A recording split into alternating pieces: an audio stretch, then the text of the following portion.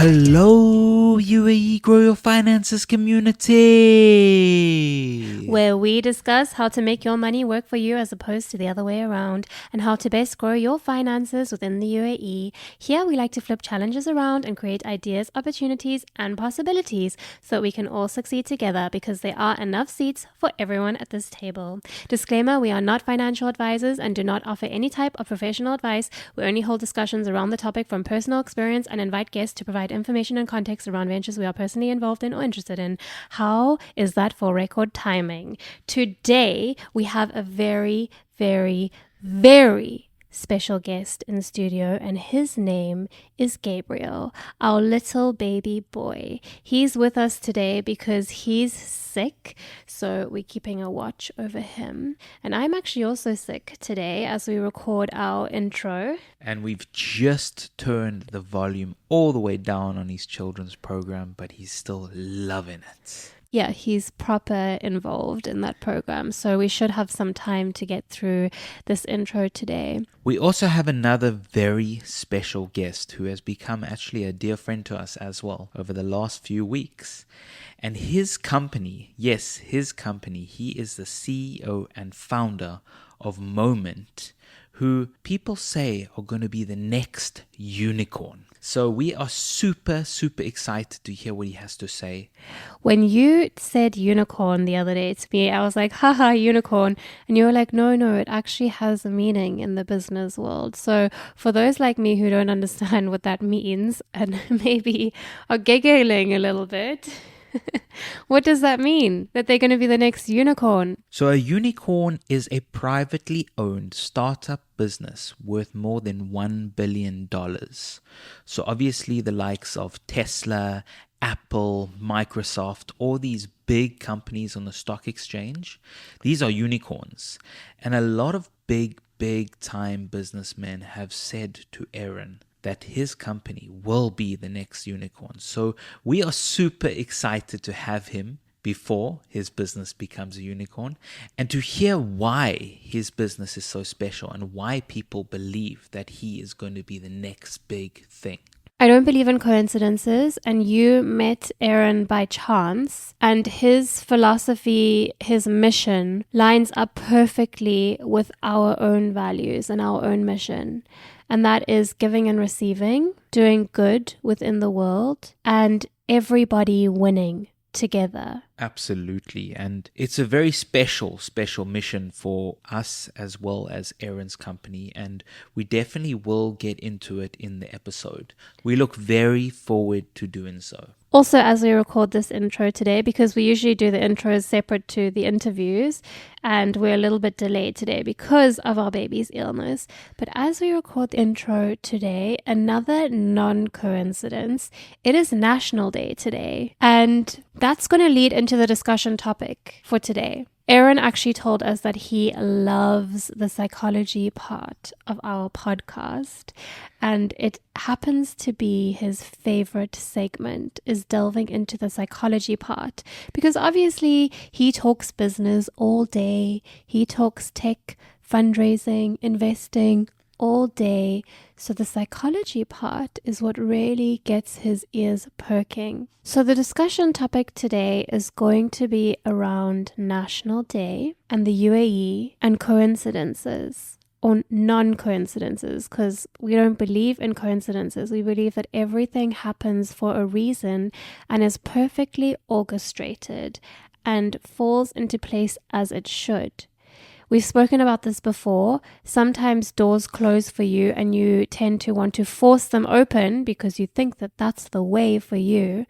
But other doors are actually opening up for you, and you need to be open to exploring that. And we talk about this in terms of investing too, and being sure not to keep a narrow mind in investing, or not to be set on an old way that has proven to work. And sure, follow those ways, but in an innovative world, we also need to be open to new ways. And I think this episode is going to really open people's eyes to where the world is heading in terms of possibility and opportunity and new opportunities in our world today that were not even possible or invented or available back in the day. So this is where we have been going all along when we say that the world is innovative and you have to keep up and you have to be open to new ways of investing. This episode will show you what we truly mean by that. And then on that note, a national day, the UAE has the same mentality. They have the very same mentality of staying ahead, of staying progressive, and of keeping up to date and actually ahead of the world trends and where the world is heading. And so today, for our discussion topic, we're going to reflect on the benefits for expats. Sorry if you can hear our baby in the background. He has a lot to say on this topic too.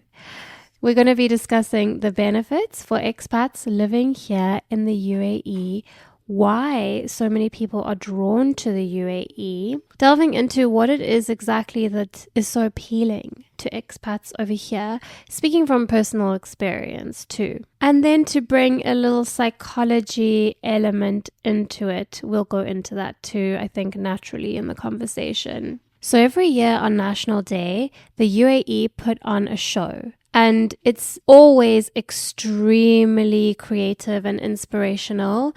And it's always outside of the box, like something that hasn't been done before. And it's overwhelming and it's a spectacle and it's beautiful and it leaves you feeling in awe and in wonder of the country. And that is actually how you feel visiting the UAE and living in the UAE on a very regular basis. You're constantly finding yourself in awe, not only of what you see, but also what the leader's vision is and what they're doing for the country. And Ahren is actually a part of this because he's been brought up here to the UAE, basically on a government program, if I'm not mistaken, but we'll get into that in the conversation. And the other coincidence, and I'm putting that in inverted commas, is that it's COP28 this week. It's just started. So COP28 is taking place in Dubai.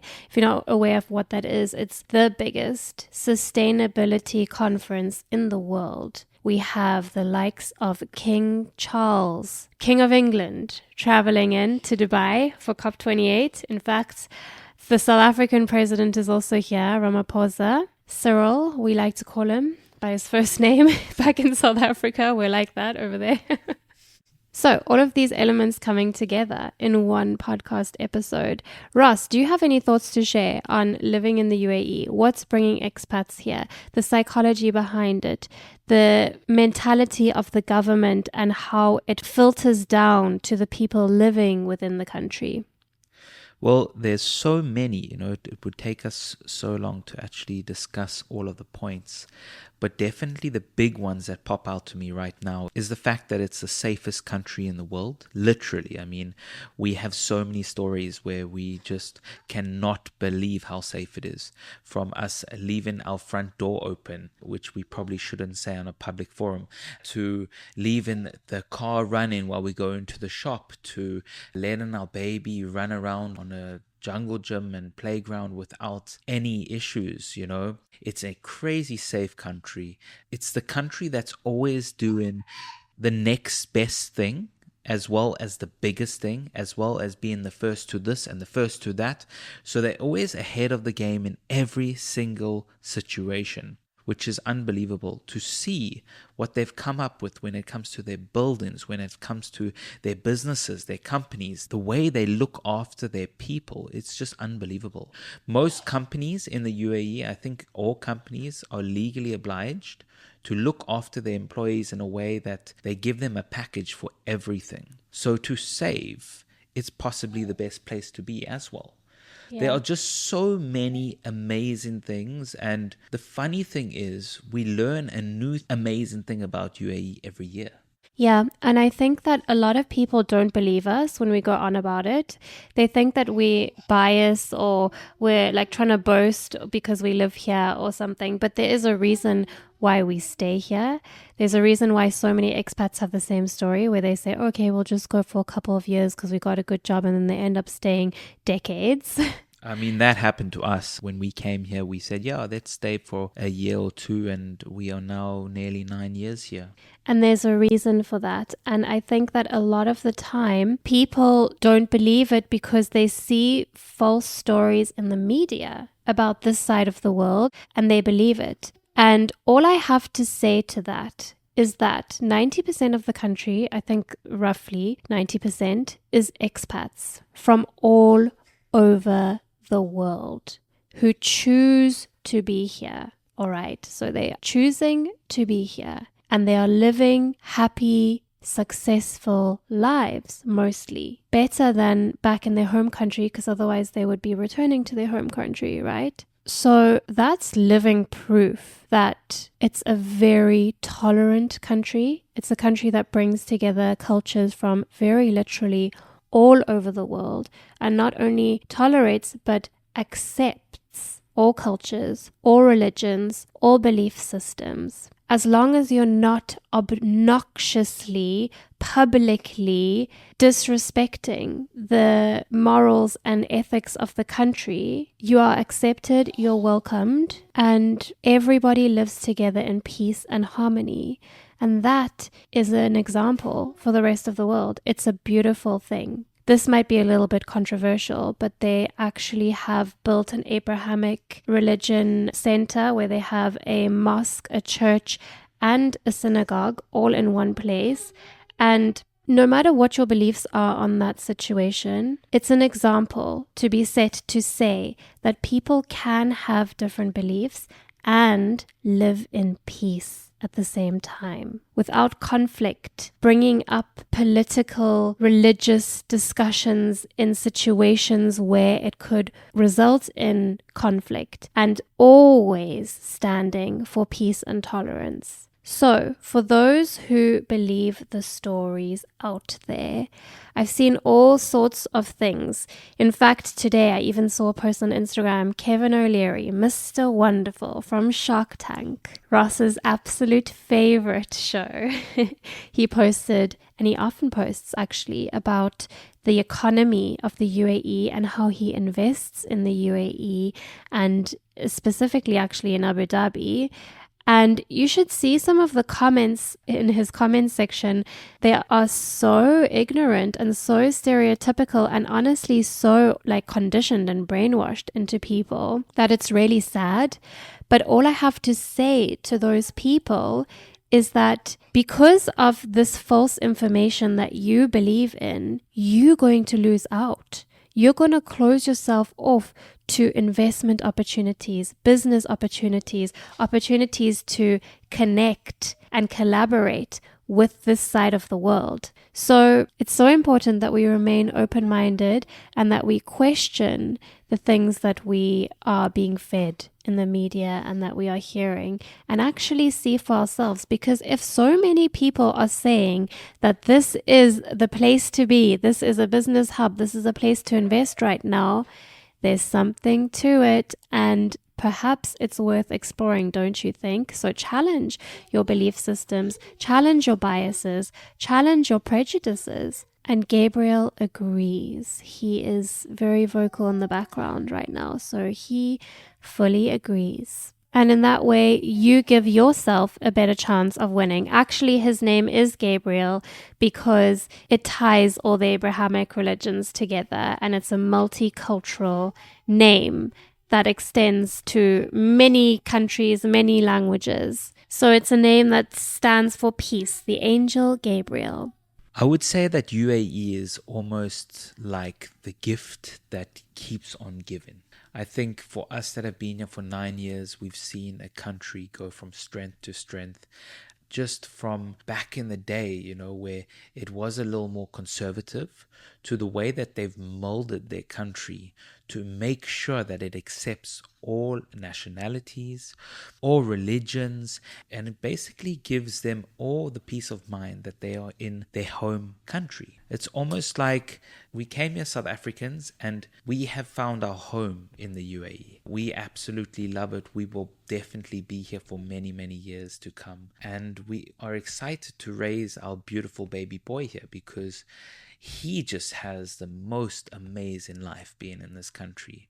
Yeah, and today on National Day, I'm filled with so much gratitude and pride. I actually feel so proud to be a part of this country, to be investing here, to be living here, and for all the opportunity that it's afforded us. I really, truly feel so lucky. I give you a mission. Come here for 1 week on the way somewhere else, because it's a hub. You pass through Dubai all the time when you go into most countries. Depends where you are in the world, obviously, but come here for 1 week on the way through to a holiday where you're going somewhere else. Trust me, you would want to stay. You would want to make this place your holiday. People say that the UAE used to be a stop-off for someone to maybe stay over 1 or 2 nights, get some rest, carry on going to another country, transit, going through the airport, straight onto a plane to another country.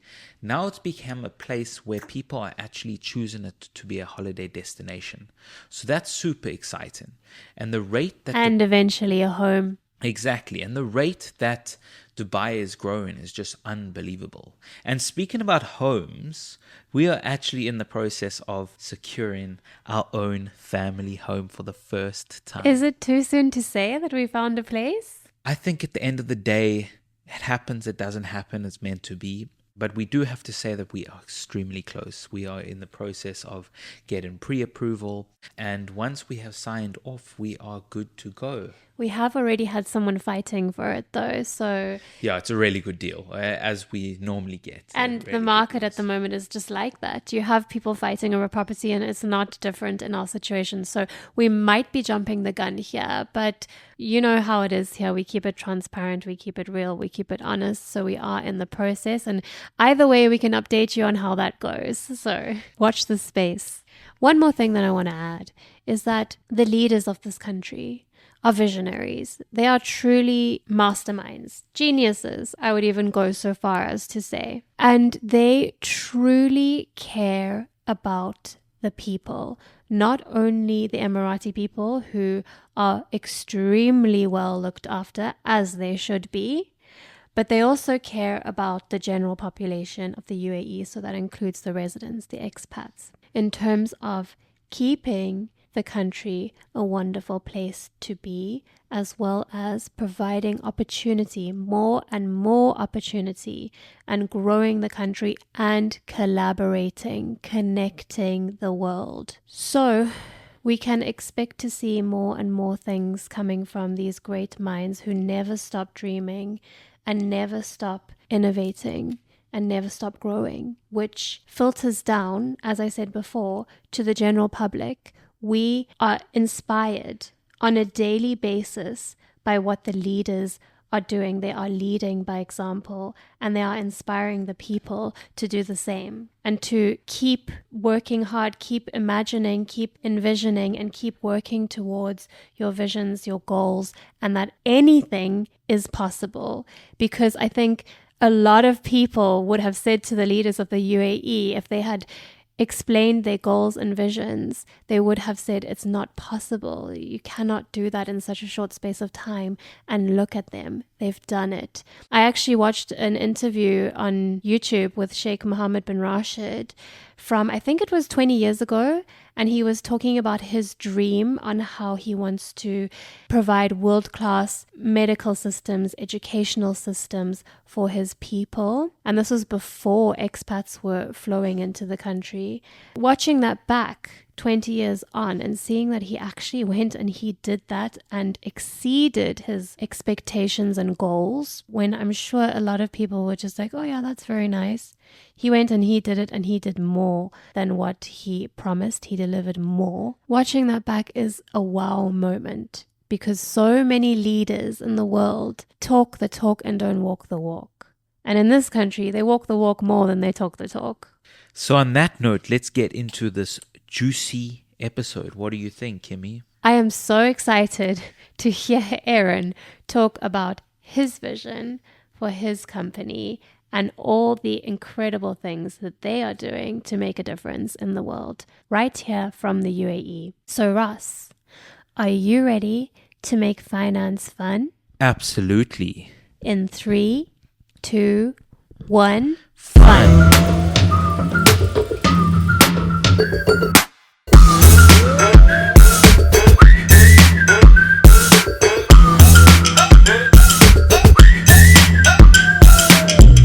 Welcome, Ahren. So great to have you here today. So tell us a little more about you.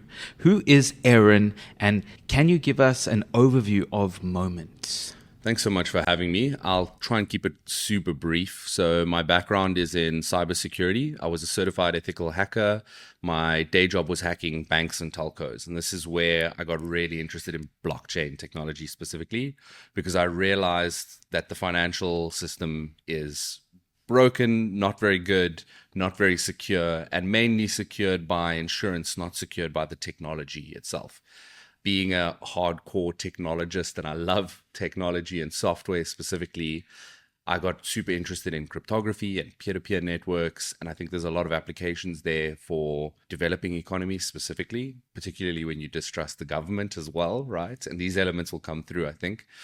And that's when I started a blockchain company. And that's what Momint is. We make it possible for people big and small to invest in real world assets in a way that's secure, trustless, which is different from you trust it, right? You don't need to trust it. It's transparent. You can verify that the contract terms are true and that they're executing. And we'll dive a little bit more into that a little bit later. But it's a system that by default works if you do it properly, right? For sure. Absolutely. And let's just go back to hacking banks. Sure. Because this is something that I'm pretty sure that everyone said, did this guy just say that he hacked banks in the past? Just break that down for us a little bit. I know this is not what we are speaking about today, but I'm sure this is where a lot of your experience comes from.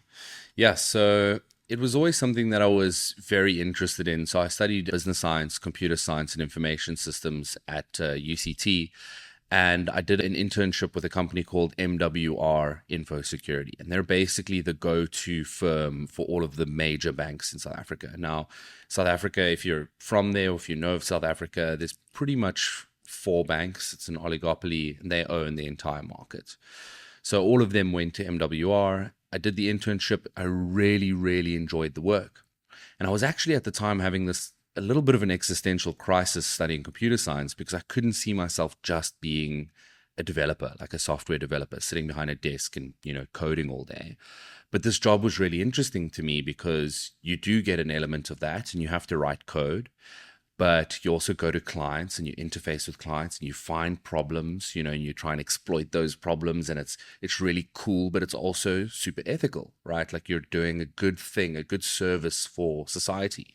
My mom had a scenario where she was phoned up by a scammer and they were pretending to give her like an antivirus or whatever. And actually they were trying to get into her computer and extract her information.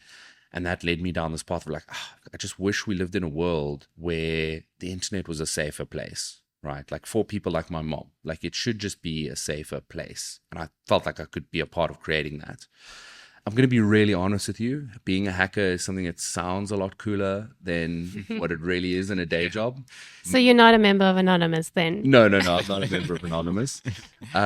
What you generally are doing is sifting through logs, looking at data, trying to find anomalies and, tinkering with something until you can make something break, right? And that might be hours or even days of nothing really happening, right? So it can be really boring in the day-to-day.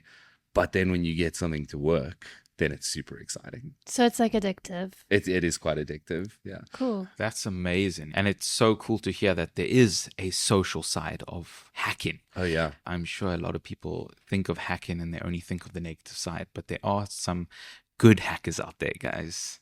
Absolutely. And, yeah. So I would say most of them actually, like knowing how weak internet infrastructure or software systems generally are, like if you're in the industry, and I think you can find anyone who like go and, look up a certified ethical hacker or start getting into this world a little bit. I think most people will agree with me and say it's a field that makes you realize that 98% of the world is good people.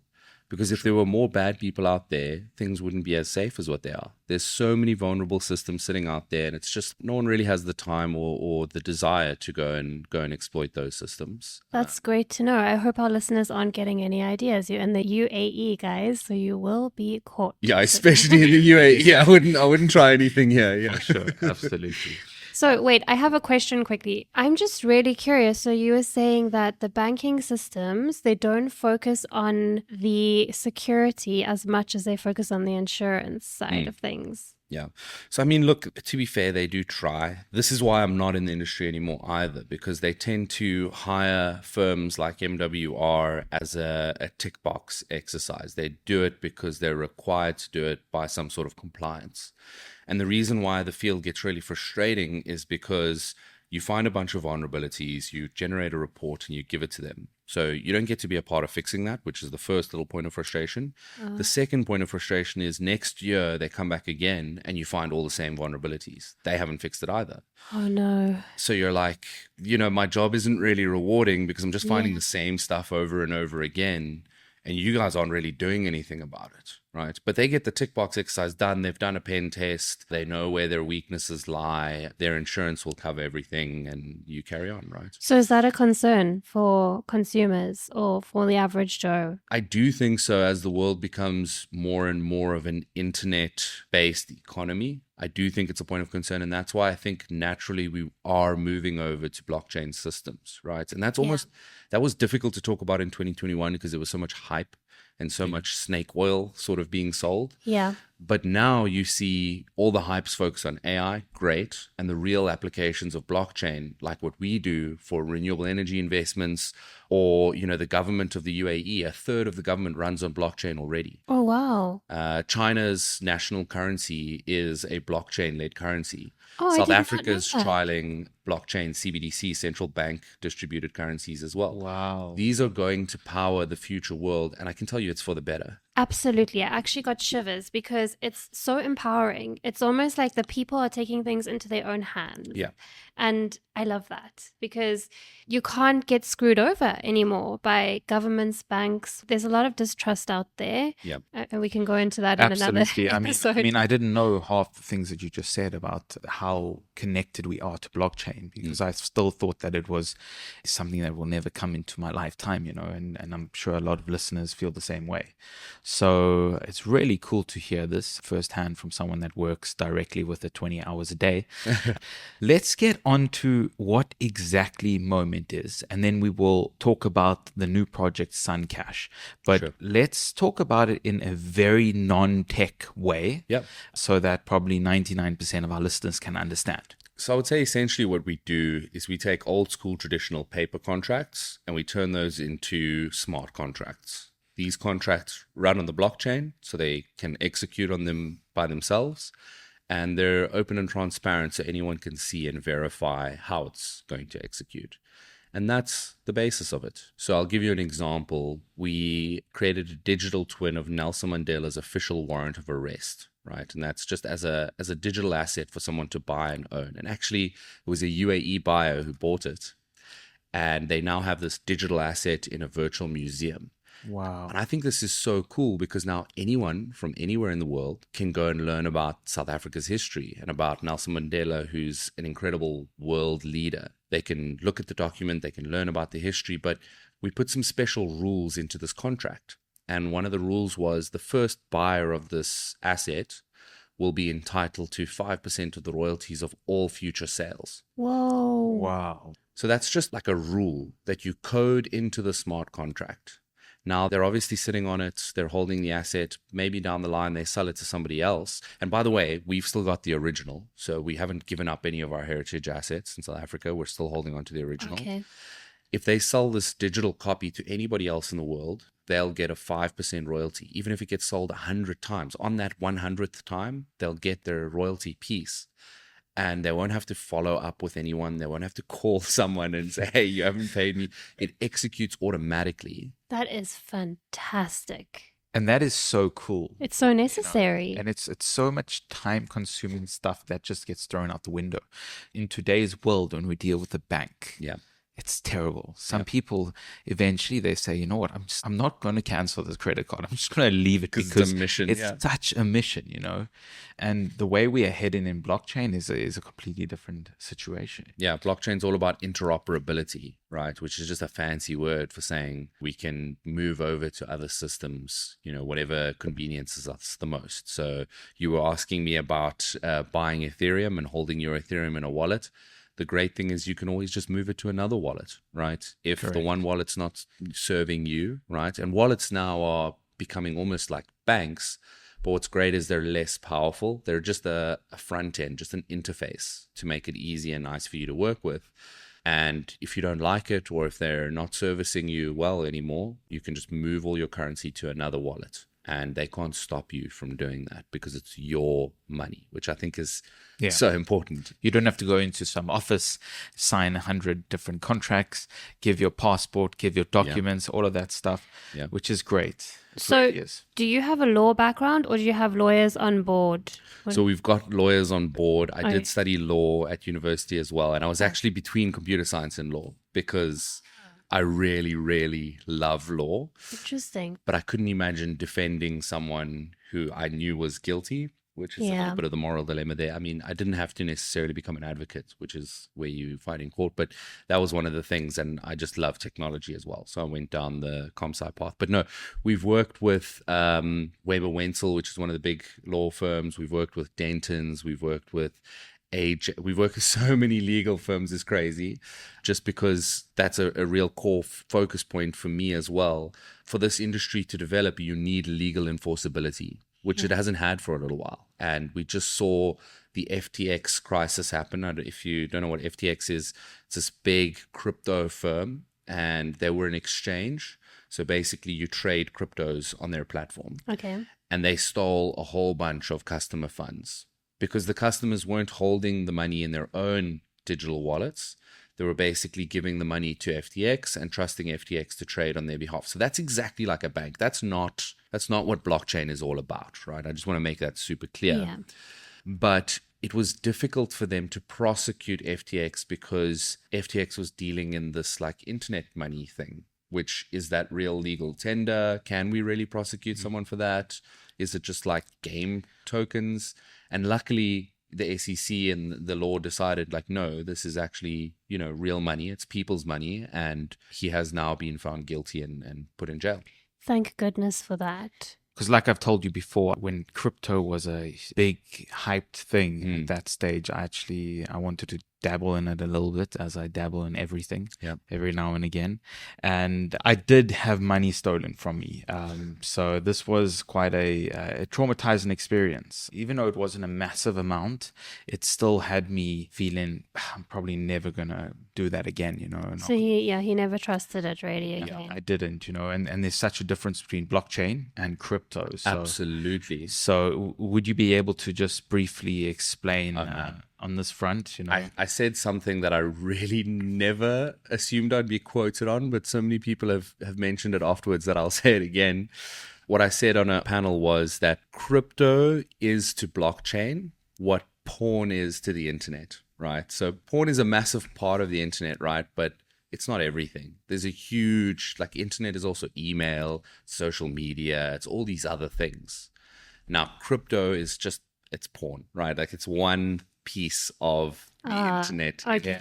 Yeah, for sure. Blockchain is a much wider ecosystem. It's smart contracts, it's real world assets that can be traded, it's digital assets, it's infrastructure, dApps, so decentralized applications that can run without any organization living behind it, DAOs, which are also decentralized organizations that can run without a head office or without central leadership. So there's a lot more to it, is essentially the point. Okay. Absolutely.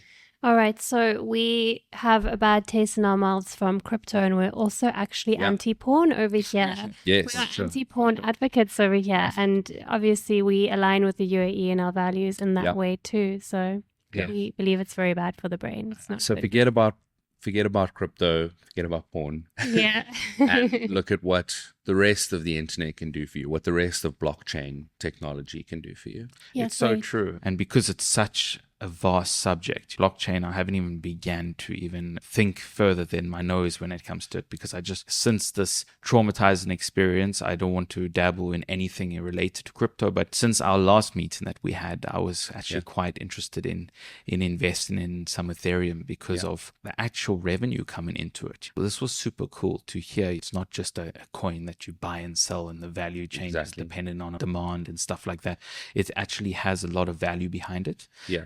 The way that I explained it to you was that Ethereum is like a highway, right? So it's a road that people use, and applications run on this infrastructure. They run on this road, and you have apps that people are using, sometimes games.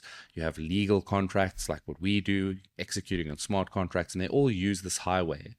But in order to use the highway, you pay at the toll gate what's called a gas fee. And gas is quite adequate for the analogy of a road or a highway as well. And that gas fee is what creates the value of Ethereum. So it's just like what gives a currency value in a country, right? What gives the dirham value? What gives the rand value? It's the fact that you have to pay your taxes in that currency. That's what creates the value. And there's a GDP, a calculatable value of that currency. And it's the exact same with Ethereum. And I don't buy or trade in any speculative cryptos like Dogecoin and fudge tokens and all of those funny meme coins. Yeah.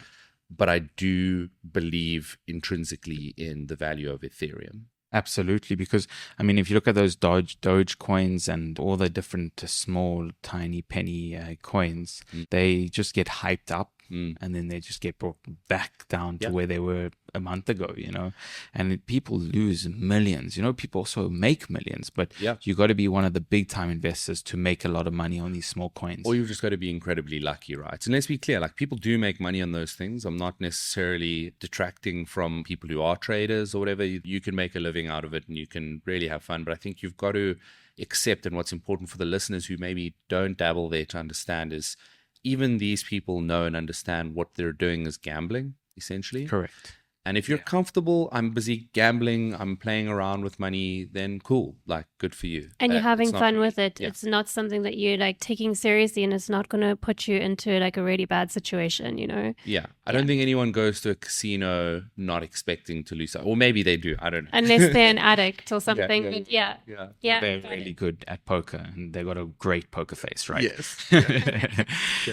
And tell us something about Suncash, because Suncash is super exciting. I have personally invested, which is really cool. Thank you. You know, I actually invested before I even found out too much about it because I really wanted to support the project. So can you break it down for us? What exactly is Suncash and how did Suncash come about from Momint? Yeah, so it's so cool. You actually got in touch with me because you bought Suncash and you wanted to find out a little bit more. I think specifically for your listeners, because you guys talk a lot about property, that's the analogy that I'm going to use here, right? So I'm going to flip the script on you here and I'm going to ask you some questions. Okay, right? please. So everyone sort of knows, and it's been like knowledge that's handed down for generations, that owning property is a valuable asset to have because it's a long-term asset. It always has intrinsic value. But let's say you buy a property and you're buying it to rent it out. What is the longest lease term you can effectively get on a property that you're renting out? Let's say 1 year. 2, 1, yeah. 1 or 2 years. 1 or 2 years. 1 or 2 years, right? What if I told you could get 20 years? You'd be pretty happy, right? 100%. You'd want a 20-year lease term, right? 100%. Because then you know you've got income, you know, for 20 years. Now, this is exactly the same with energy infrastructure, particularly in Africa. Africa has a dire need for energy, more so than property, actually. And we've seen clear data that actually shows that the richest countries in the world are also the biggest energy consumers. Now, the problem in Africa is that the governments are failing to produce energy. In South Africa, we have rolling blackouts 3 times a day, every single day. We call it load shedding. It's even like a little bit of a meme now. But this isn't unique to just South Africa. Nigeria has blackouts. Kenya has a dire need for energy. And Africa has been identified by worldwide leaders as the next burgeoning market. Like, we're going to be a dominant world economic power. 70% of the population is under the age of 30. So you've got this really strong youth population. You know, they're coming into the job market. They've got skills. They've got more access to the internet and more education. I'm sidelining here a little bit, but this is all really good context. There's this need for energy. And if you can own that energy property, right, just like you own a house, and you can get someone to rent that from you, it's going to be a really, really great asset for the future. And that's what we do. So we build solar installations for buildings, for gender-based violence safe houses, for schools, and we do tons of credit vetting and making sure that these are great sort of people to sell the energy back to. But the really cool thing is that they sign 20-year power purchase agreements. Now, a power purchase agreement is basically a rental agreement. They're going to buy the energy that your solar infrastructure generates, right? So as long as there's the sun and as long as these solar panels stay up, it's going to be generating money. So you can own a piece of that property now. And because we do it on chain, you can actually fractionalize it even further. So you don't have to buy a whole 10 million dirham, 10 million rand system. You can just buy a piece of that system. And all the contracts are transparent. The actual contract is embedded into the asset. So the solar token that you purchased, you can go and read through that entire contract yourself. It's all attached.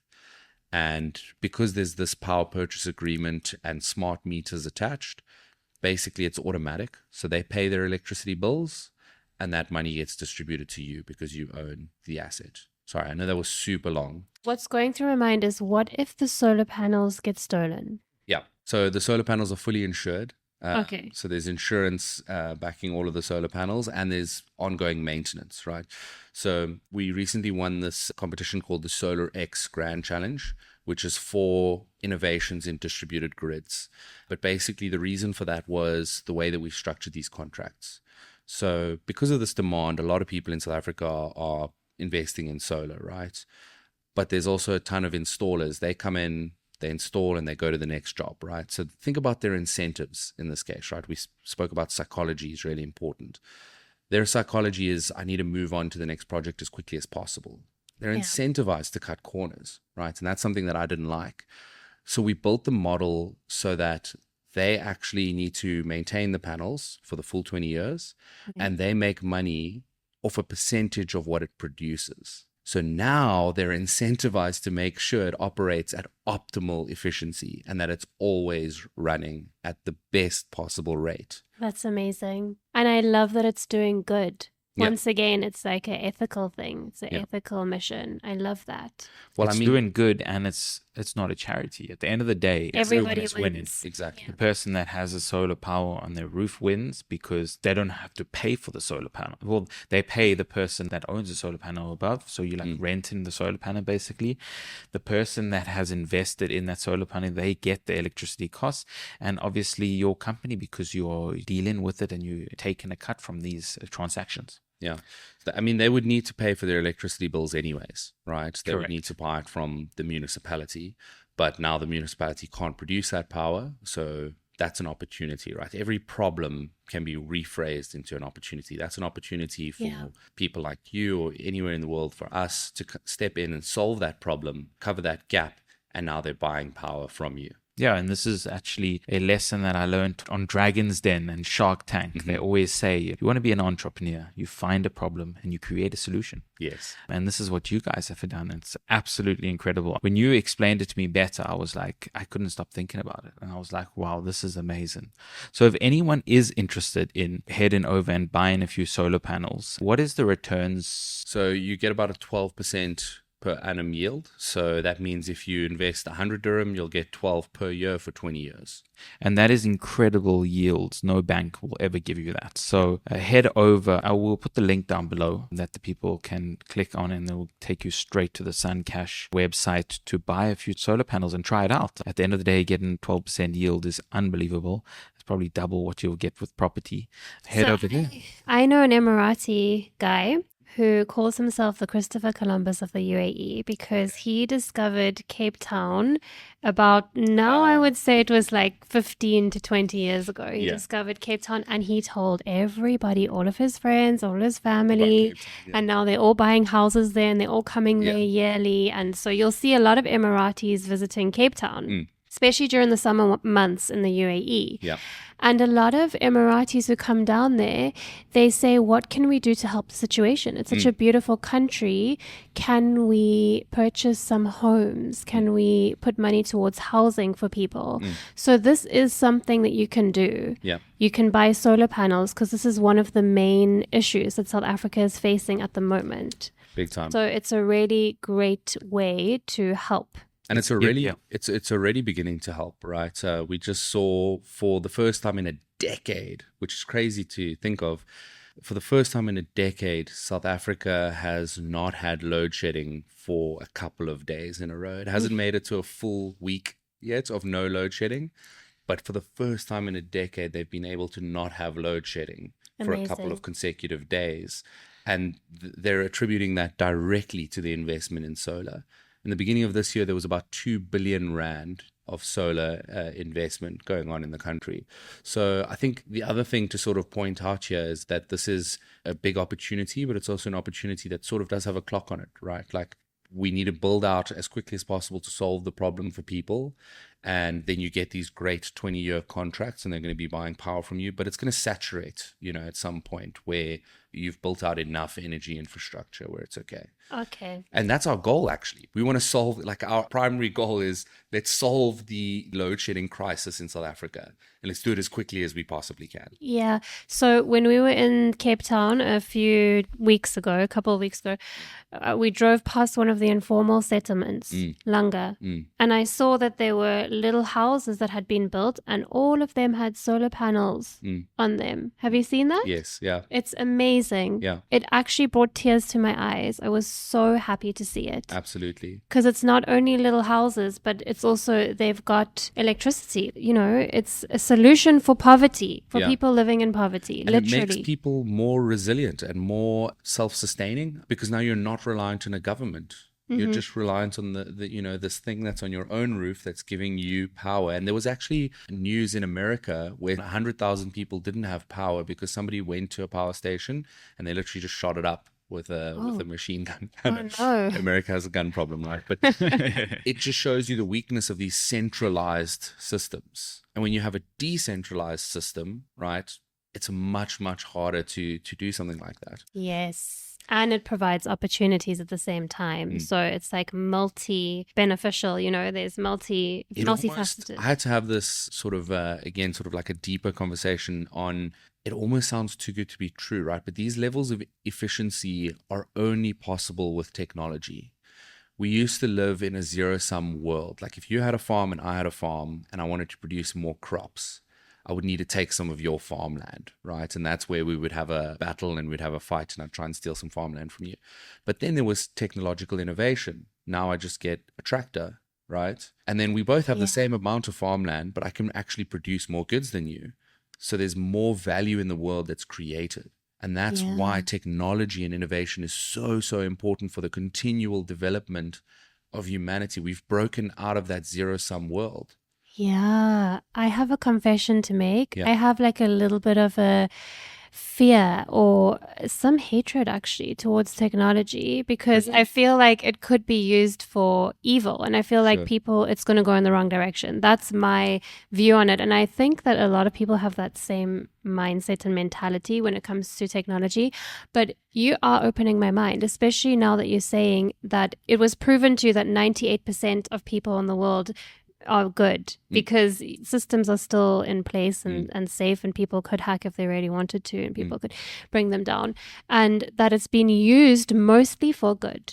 And people like you are on a mission to use it for good and to create opportunities and to stabilize the economy and to stabilize the world and all of that. So I am changing my mind during this podcast episode. Yes, my mind is opened. So it's great. Yeah. Absolutely. And this is the reason why I came home after our meeting the other day and I was like, wow, this is something big and this needs to come to our listeners. Actually, we had a meeting a few days ago and I said to Ahren, okay, listen, we have a space open on Thursday. Come by, let's do a podcast because the listeners need to know about this. I want to insert here, what better place to be doing these things than the UAE? Because this is the vision of the UAE. They're moving towards sustainability, but they're also moving towards connecting the world and stabilizing the world and tolerating everybody and everybody working together. And there's so many cultures working together here. So it's a fantastic place to be, to bring that energy here and to bring that idea here and then to set an example for the rest of the world, because the government really backs these ideas and they push them and they're behind it. And so I think it's a really good example for the rest of the world. That's why we're here, actually. Yeah. We're joining the Hub 71 ecosystem, which is a UAE program to bring technology and talent here to the region. And it was a grueling process. You were just saying, wow, they really look after you, right? And for sure they do, but it was a challenge to get in. We applied 8 months ago. There were more than, I think, 2,800 different companies that applied. You do multiple rounds of interviews and they really take a deep dive into what does your technology look like? What do your business models look like? Is everything you're saying adding up? And only at the end of that, they chose, I think it's about 25 companies out of all of those thousands of applicants. Wow. And we're the only one in climate tech. Wow. That's absolutely incredible. Representing South Africa, making us proud. There we go. There we go. Amazing. Go Boca. Champions of the world. And soon to be the cricket champions of the world. Yeah, hopefully. The game is today. Yeah. It is, yeah. So this episode will be released. You might be eating your words. Yeah, by don't the time take the podcast. True. So let's look at Momint, because Momint is the actual business that you have created. Yeah. I know Suncash is a project within the business. So what is the vision of Momint? So Suncash is more of a for good project, and I'll tell you what my sort of sneaky stance here is. Like, where are we winning here? And honestly, it's just buying goodwill. I think there's been a lot of, like we spoke about earlier, like snake oil sort of crypto things. And I think Suncash is a beautiful example of how the technology can be applied and be incredibly powerful. And so we're not really making any money on that, to my investors' dissatisfaction. But the underlying business Momint, we tokenize real world assets. I mentioned we did the Nelson Mandela's warrant of arrest. We actually threw the biggest digital asset auction on the continent of Africa when we sold that. And we've done gold coins. We've worked with Princess Charlene of Monaco Foundation to digitize some paintings, and those serve a dual purpose as membership access tokens for Al Unite. So they do like annual getaways and everything for these buyers. Again, some of the buyers are bigger UAE sheiks and those kind of investors. So would this be similar to like NFTs that hold access to certain events and so on like that? Yeah, we don't really use the word NFT anymore. Yes, so NFTs applied in their strongest suit, right? And that's why we tend to focus on, again, legal enforceability is a big thing for us, and real world assets or real world utility. So we've got this thing on Momint called verified assets. Now, verified assets all undergo auditing. So we get independent third-party auditors to look at the projects that are launching there. And this just makes sure that no one can list a project that doesn't have value, right? I remember one of the stories that really pissed me off was this project where they sold the pictures of rocks for like $1 million. And I was like, but what's the point? What are we doing? Like, what's the utility? What do you get out of that? And the answer was like, not really anything. People were just trading that speculatively. I want our company to focus on real utility, and that everyone knows when they buy something, yes, there's cool royalties and you can trade this asset and you can relist it and you can send it to a friend. You get all those features of blockchain that do make it so cool, but without that like super speculative sort of gambling aspect that I really don't enjoy. Yeah. Yeah, this is where NFTs went. I was speaking to you about it the other day. At one stage, me and my wife used to stay up until like 1 o'clock in the morning for some NFT launches because it was just so cool. And you see how much these things go for. We bought one, it lost 50% of its value in the last 6 months. And it was by a well-known artist, actually. Yeah. But I mean, art has always been like that, right? Like there was an artwork that was literally just a banana taped onto a canvas, and that sold for close to $1 million or whatever. So this isn't unique. Like NFTs didn't invent that ecosystem. They just digitized it, right? yeah. But for example, one of the projects that I'm really proud of was with Scoin, the South African Gold Coin Exchange. And they took a $1.2 million coin collection, which is obviously super expensive and no one can really afford, or very few people can actually afford that coin set. And we tokenized it into all these little fractions. So now if you're a coin collector and you value coins and you can see the long-term future value, and you can actually get a piece of that. And again, it's not speculative now. There's a real underlying asset to that. There's a terminal value, I like to call it. Like there's a baseline that it can't go below because there's an actual metallic, there's gold and silver. And there's So value. just for an example point of view, so that's a coin collection. Let me say I own now 5% of the coin collection through your interface. Yeah. Where they're stored? Is it like in a vault somewhere? Yeah. Yeah. Literally a big vault. Yeah. Wow. If you have a portion of the coins, you have the right to go and inspect them yourself. And Cool. again, this has been independently audited. There's auditors that are attached to the contract. So if you own some, you can literally call them up and just be like, hey, I'm wondering about my coins. and they'll answer and they'll tell you everything. Yeah. I would do that just to go and inspect the coins, even if I didn't really care, just for the experience. Absolutely. Yeah. You go in, someone's got like black gloves on. Yeah. They're taking you through to this warehouse, and it's really Yeah, I get caught up in all of this kind of stuff as well, right? Like we did an Irish whiskey collection as well. So there's an Irish company called Caramel, and they wanted to create a fractionalized whiskey investment. So you're actually buying a piece of a barrel. Now I'm going to explain this because a lot of people don't know. I didn't know this, right? I don't drink at all. So I'm the worst person to buy one of these, but they've been around for over 200 years. They're one of the oldest institutions and families in Ireland. So they're definitely not going anywhere. You're not, it's not some fly-by-night institution. And you're actually buying some of that whiskey barrel. The one that I own will give me 18 bottles of whiskey when it gets tapped. But whiskey has to age over, in this case, 12 and a half years. So now I get to buy into that value before it reaches its full maturity.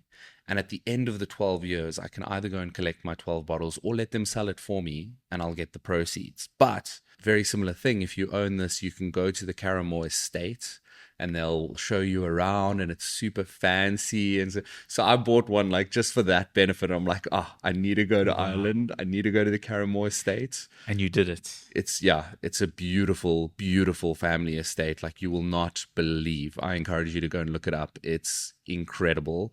And like I say, I don't even drink. So I bought into this value of, okay, I know alcohol appreciates in value as it ages and as it matures. And I want that benefit of being able to go and visit. And I own a whiskey barrel. So wives out there who want to buy their husband, I often see people say, what do you buy a man who has everything?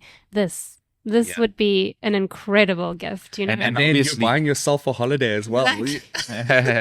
Exactly. And obviously, why don't we go to Ireland? And obviously we'll put all the links down below so you can actually go check out the site and see what else you can buy.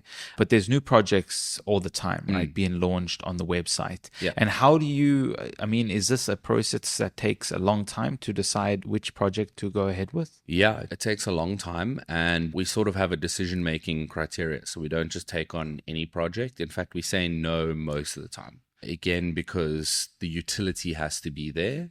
And the person who's wanting to create the project with us has to be willing to pay for the audit fees, right? Because there needs to be a third-party audit that verifies everything that they're saying is true.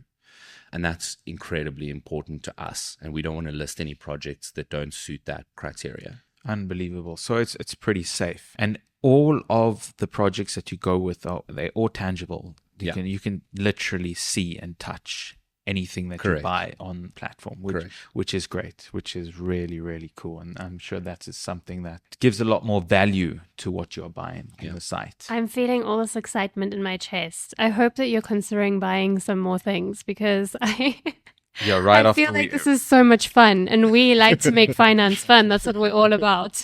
right after we buy our townhouse. Yeah. You got to townhouse. Really, really cool. So, and then how does Suncash align themselves with the vision of the company, or the other way around? Yeah. So, I mean, it's the perfect use case for us because we're solving a real world problem and we're applying all of the incredible aspects of smart contracts and blockchain technology. So, one of the things that people are really surprised by when I tell them is, because of the fact that we do these payments through a smart contract, it means a couple of things. So the first one is you can always see that everyone has been paid out, right? So unlike any other investment in the world where, maybe you get your share, but how do you know that anyone else even exists and got their share, right? Over here, you can see all of the transactions on a public blockchain. So it's not one that we control. So you can see everyone got their payment. But because we do it this way, it's 14.4 thousand times faster than any other money remittance system in the world right now. Wow. And 650 times cheaper. So there's a ton of efficiency that comes in there. You will get your payment dividend no matter where you are in the world. And the legal contract that underpins it is enforceable in 160 jurisdictions around the world.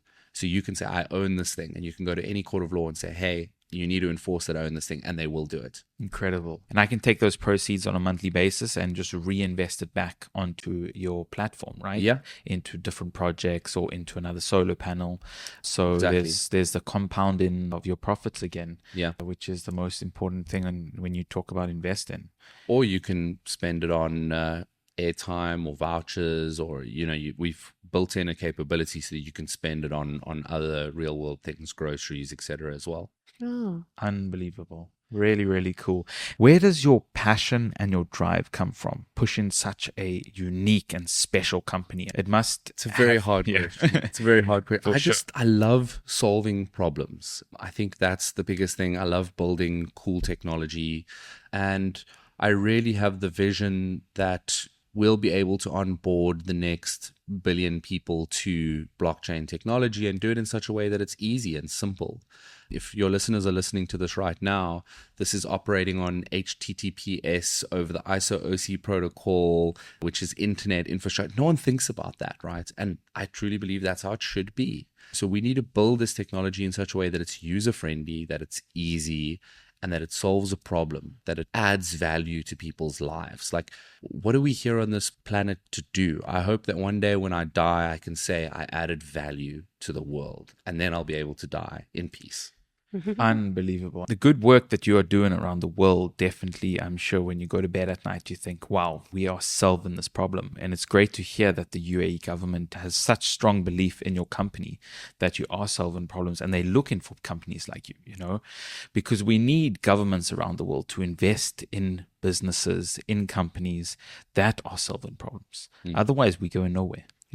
So it's unbelievable. And let's talk about fractional ownership, because fractional ownership, yes, we throw the word around a lot. It's becoming something really popular today. I know even my financial guy that I invest through, he does a lot of fractional ownership with investments and with art and stuff like that. Yeah. So where does this come in when we talk about Suncash? Let's talk in brief about how that works when we talk about Suncash. Yeah, so we actually break down solar panels down to every individual solar cell.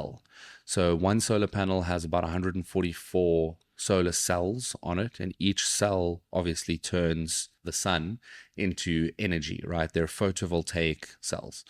And we fractionalize it that way so that you can buy just that one little cell and you can own that one cell. Fractional ownership, I think, is really important for accessibility. I think that's the one word that encompasses it all, right? If I am living in Langa in South Africa, or if I, really don't have that much money to invest, how am I supposed to build generational wealth? How am I supposed to put my money in places where that's going to grow over time? It's incredibly difficult, and this is why there's that common saying that the rich continue to get richer. And it's so true, because if you have enough money, you can buy a property, right? You can buy a whole house, and that's going to compound and give you more value. Or you can buy these big assets. You can buy a factory. Some of the richest people that I know and that I've interacted with own manufacturing plants or factories. These are very big capital intensive things.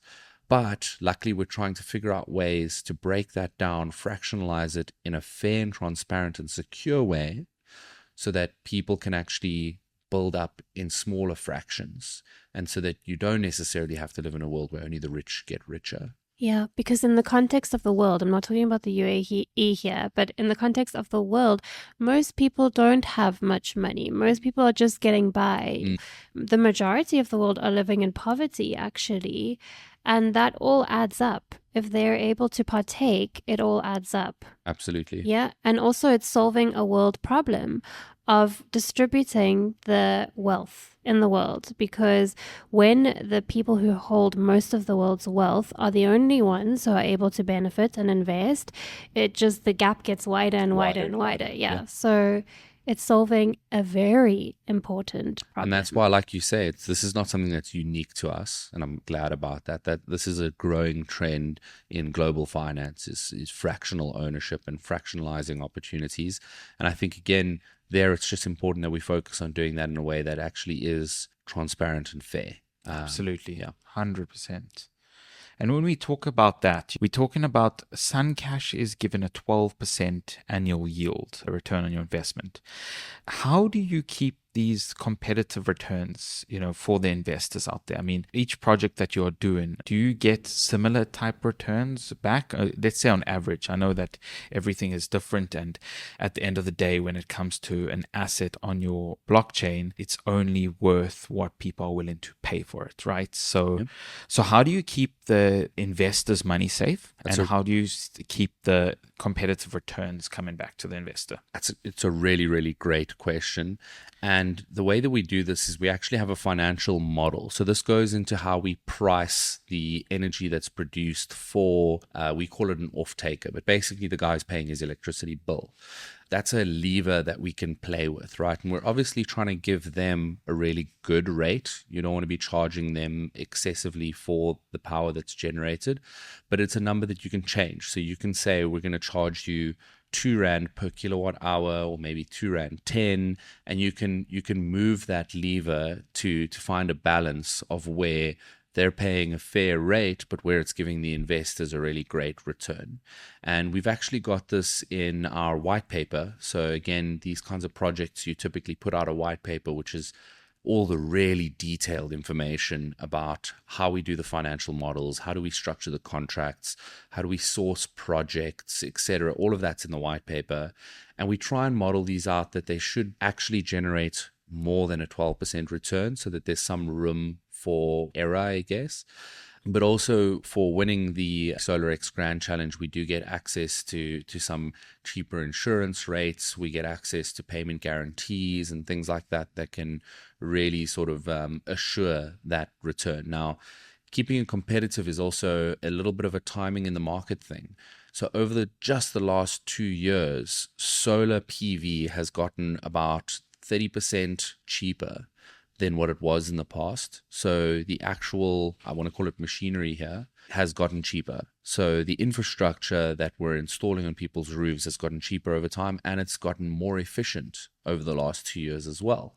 So it's really a confluence of these innovations. And that's why I don't blame people for saying, oh, well, it sounds a little bit complicated to me. Because if you dive into the nuts and bolts, it is, right? We've had to innovate from a legal perspective. We've had to innovate from a technical perspective. There's needed to be efficiency gains in the actual infrastructure. There's a lot of levers that come into it. But at the end of the day, what you've got here is a revenue generating asset. And it's an asset that produces money as long as the sun exists, and as long as the sun's not sending us an invoice for the work that it's doing. Let's hope that doesn't. And the sun is really strong in South Africa. Yeah, we've got some of the highest solar yields in the world in South Africa. Yeah, the sun is representative of abundance for me because it just keeps giving. It's always there. never fails you, Tireless. and it has endless amounts of energy to give, you Yeah. know? So That's incredibly hard for you, Yeah. especially for Sun Cash. Yeah. Really cool. And you guys are making significant strides in Africa. So are there any plans for Suncash to expand their projects somewhere else in the world? Yeah, so we've had some demand from Germany, for example, Nigeria, Uganda. A couple of people have asked us to look at doing some projects there, but we really want to focus on one geographic region at a time. And the reason for that is because we just want to grow and scale sustainably. And I think the best way to do that is to focus on one area at a time. So most certainly the long-term plan is to scale across the whole of the African continent and even in the UAE and the MENA region. I think there's a great opportunity here to bridge nations together, especially with BRICS, right? The SolarX challenge that I spoke about earlier was actually is funded by Invest India. So that's an Indian government initiative, right? Then we build our solar panels in Africa. We currently are opening up this office here in the UAE. And you see the trend here, these are all BRICS nations. And I think that's a sort of strategic vision for myself and for the company as well, for us to be a player in the BRICS nations and to be part of this intercontinental development that I do agree with in terms of the vision of BRICS. There's a lot of other things that are maybe worrisome in terms of the governments that are part of BRICS, but I do think it's a great vision to have, like all of us as countries working together, like you say, and collaborating to build more value and more wealth as developing economies in the world. Mm-hmm. And when we talk about a tech-based company, that's got to be one of probably the scariest companies to start, just due to the fact that there is so much capital injection needed, and there's so many, I'm sure, hiccups along the way of really getting it stable. Can you share with us one or two really big hiccups that you've had over the last few years? Yeah. I can see he likes to hear about this. He's got this cheeky smile on his face. Yeah. One of the big challenges, I guess, for us was the crypto winter in March. So it's something that we were really well prepared for. 6 months before the crash, we literally made our website tagline the marketplace for when the bubble pops, right? So we knew this was coming. But of course, when it came with all of this skepticism and exactly like the experience that you had, many people had. And that did cause a drastic drop in demand in the market. And then we've got to manage our investors' expectations and say, hey, God, like we knew this was coming.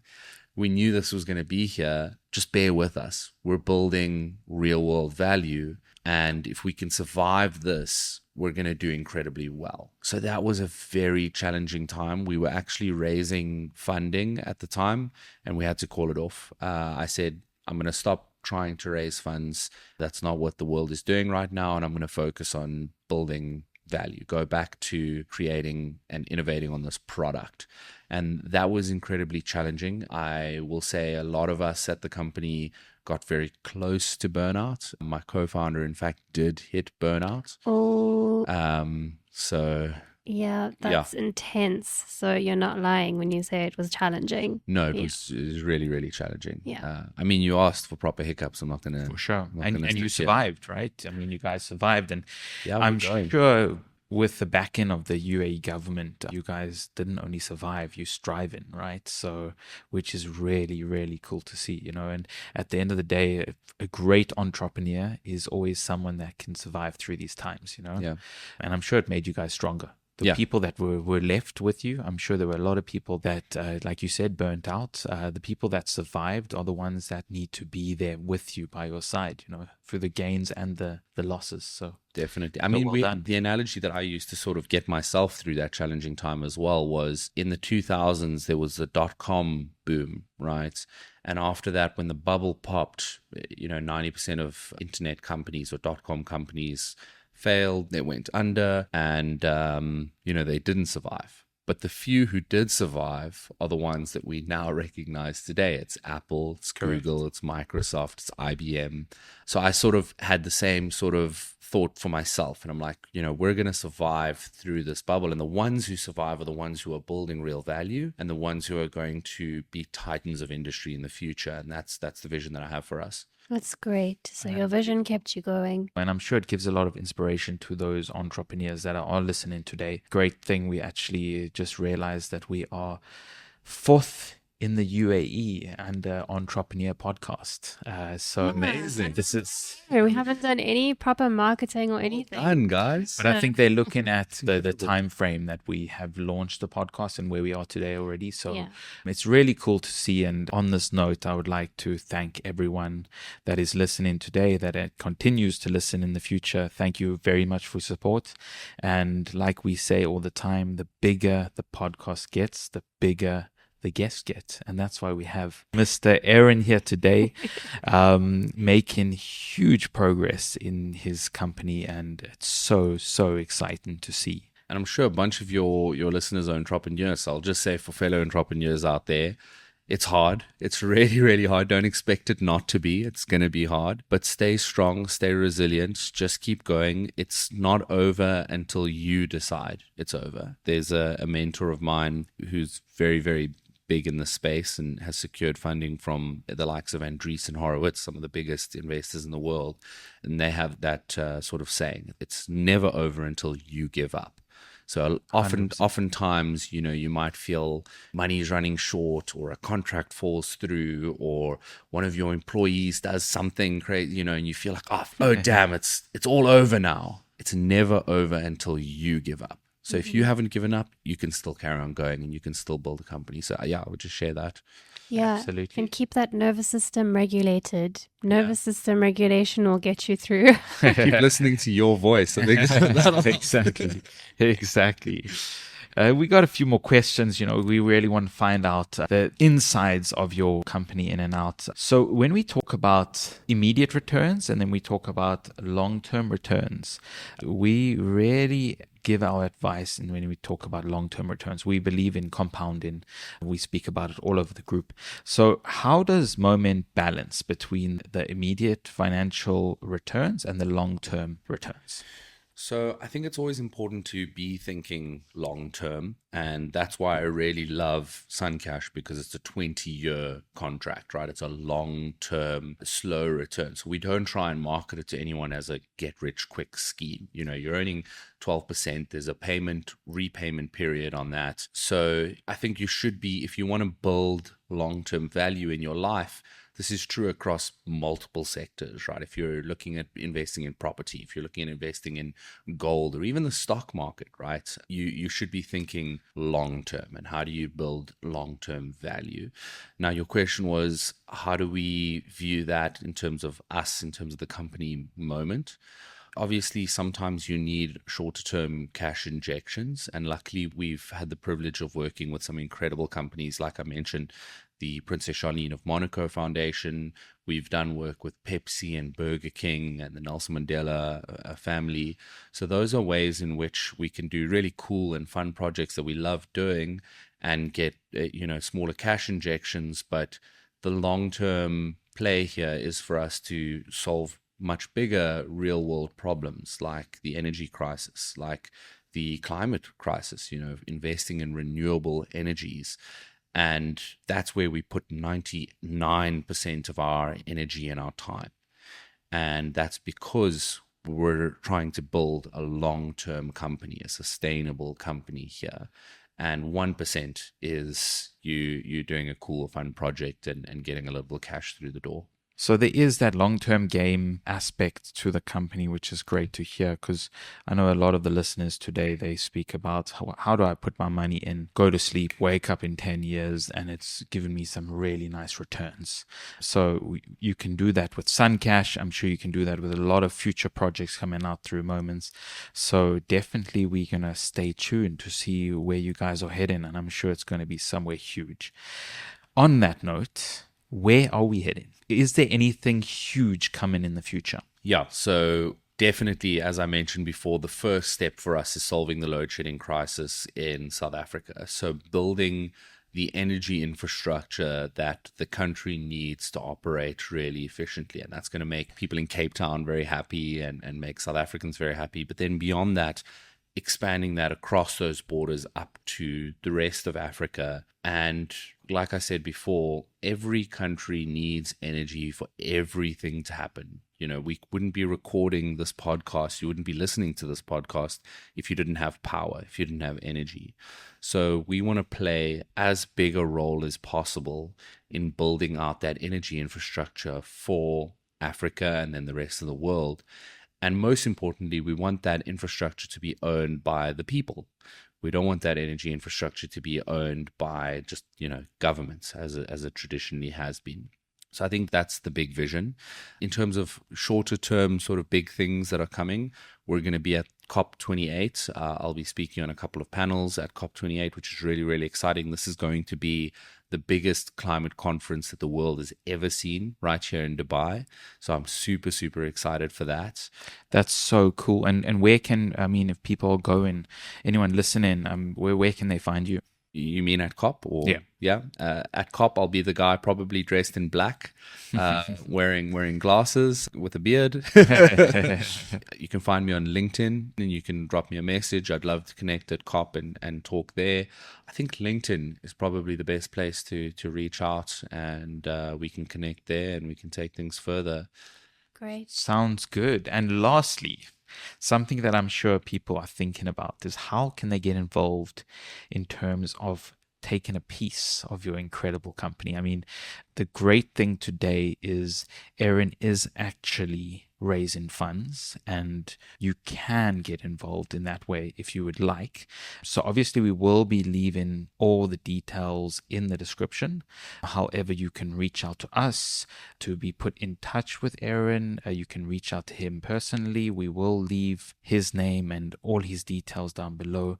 But how, in your eyes, is the best way for them to get in touch and to speak about how they can take a piece of your company? Yeah, so we're actually doing a fundraise right now. This could be the last fundraise that we ever do, because once we reach a certain number of assets under management, our company is actually at a break-even point. And thereafter, it's just reinvesting those profits into future growth, into doing more good, into building more projects, etc. So I'm viewing this as the last fundraise that we ever need to do, which I'm very happy about because I enjoy building product and solving problems a lot more. Now, this obviously is for a very specific kind of investor. This is a VC type investment. Our minimum ticket size is about $50,000. And to get in touch there, I think because this is your podcast, just reach out to you. You can put us in touch and we can talk about the investment round. We've got a data room. We've got other investors who are involved in the round as well. And there's a typical process that you go through around buying equity in the underlying company. So that's buying, direct equity ownership in Momint as a technology company. And for everybody else who's just listening and maybe wants to get involved, buying a digital asset for perhaps the first time ever, Suncash, we make it as easy as possible. You can add to cart, checkout, done. You now own a digital asset, and that's going to earn you returns for 20 years. It's good for the planet, and it's providing power to someone who needs it. Absolutely. And we will leave that link down below as well, so that you can go head over to the page and buy that asset. Like I said, I am personally invested. Good disclaimer. I really, really love the investment size. I mean, at the end of the day, you are doing good while making money for yourself. So it's not a charity. You're not just giving money to help people. You're giving money to help people plus make money for yourself. So it's a win-win situation. Yeah, I love that empathy wins in this case, because a lot of people say that in order to be successful in this world, you need to be cut off from your emotions. You have to be kind of cutthroat and all of that.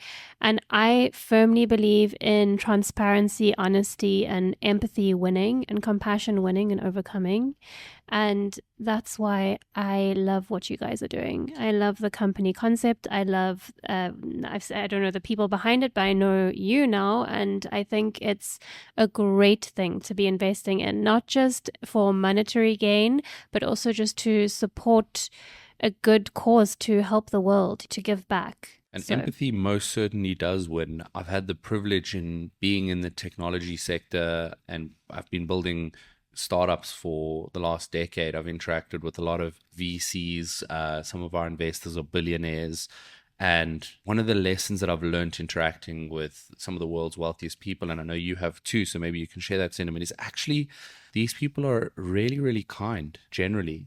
Yeah. And I think maybe that cut off emotion type of thing is kind of a movie stereotype and maybe works in the banking sector when you're climbing a corporate ladder. Yeah. But when you're the one who owns the corporate, Mm-hmm. you typically have a lot more empathy. I Yes. think that's how you get further in the world, because you're open to other people and you share sympathy and empathy with others, and they do vice versa for you. Yeah. And it's a giving ecosystem. Some of the most giving people I know are incredibly wealthy, Yes. and they're very open to all things. So I do think empathy wins. I agree with you. I think in hindsight, when you've gotten there and you've reached the goal, you realize that that's not all that's fulfilling you, and that connection is what fulfills. So often people who have reached the goal, they're seeking connection with others, and that is where the empathy comes in. Yeah. Absolutely. So, Ahren, thank you so much. It's been mind-blowing podcast. I've really enjoyed it. I know Kim has really enjoyed it. Yeah. Because up until the podcast, she didn't really understand exactly what the company was all about. I was like, oh, the AI guy is coming this week. And he was like, no, it's not the AI guy. I was like, nothing to do with that, but you will see. And I'm sure the listeners have got the gist of the company and can see how amazing it is and where it's heading. So like I said, if you have the means and are willing to invest it, please get in touch and we can put you in touch with Ahren, because he needs some really good investors that want to be on the path and the journey with him to success in a more meaningful way. Thank you so much. Thank you for having me, guys. What an episode. So guys, please, if you liked the episode and you're enjoying our podcast, make sure that you leave us a nice 5-star rating, subscribe to our channel, leave a comment, leave a like, do whatever you need to do to spread the word about UAE, Grow Your Finances. You actually said something about putting it on automatic download if you really want to support and you want to follow along. Yes, in the podcast channels, Spotify, Apple Podcast, they have an option where it automatically downloads our episodes. That would be fantastic if you can go over there and click it, and in your sweet time, whether you're driving to work, whether you're doing anything fun, put it on and listen to us talk. So guys, you know what to do. Pay yourself first, because you are worth it.